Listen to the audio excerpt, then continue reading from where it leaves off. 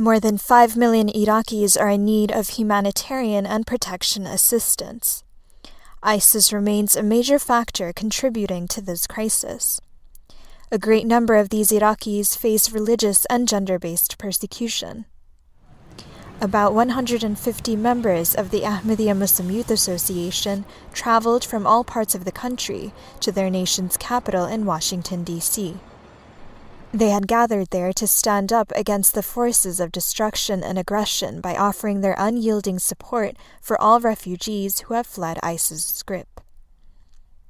The youth group met with over 100 House and Senate offices, asking their representatives to adopt House Resolution H.R. 1568, sponsored by Representative Juan Vargas of California, which calls for protecting religious minorities persecuted by ISIS.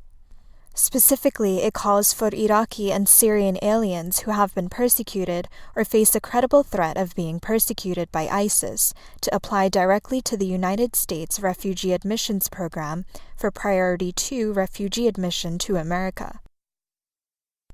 Priority 2 processing is for groups of special humanitarian concern admitted only after establishing a well-founded fear of persecution.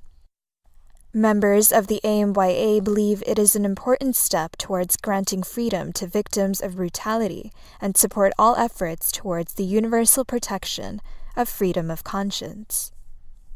In a press conference, the National Vice President of the AMYA, Basir Rodney, stated, "Our belief that the rights and property of Christians and others should be protected are not based on revisionist or modern or moderate interpretations of Islam. This is the teaching that is enshrined in the original Quranic message that was brought to us by the Prophet Muhammad of Arabia in the 7th century. The members then held the traditional Muslim Friday prayers outside on what is commonly referred to as the National Mall. It is the area between the U.S. Capitol building and the Lincoln Memorial, with the Washington Monument providing a division. The sermon admonished the members to hold fast to the rope of Allah, which in this day and age is the institution of caliphate. The Ahmadiyya Muslim community is the foremost Islamic organization, with the central spiritual leader, Hazrat Mirza Masroor Ahmad. This is the modern-day miracle that will guide all of mankind to coexist in harmony. So, as we sit out here doing our civic duty and communicating with our congressmen, we're taking care of that side of it. Now let's also, when we go home, take care of the spiritual side and put all the spiritual work in so that all the work that we've done here will, inshallah, bear fruit and, inshallah, spread peace in the areas in which we reside. Observing this large gathering, many passerbys inquired about what these young men were doing. I think it's wonderful. We came over, my folks are visiting, so we came to see what this large group was doing. And I think it's really great that you're lobbying on the Hill. I think it's our right to talk to our members of Congress about issues that we care about. And so I think it's really great that you're here and doing this.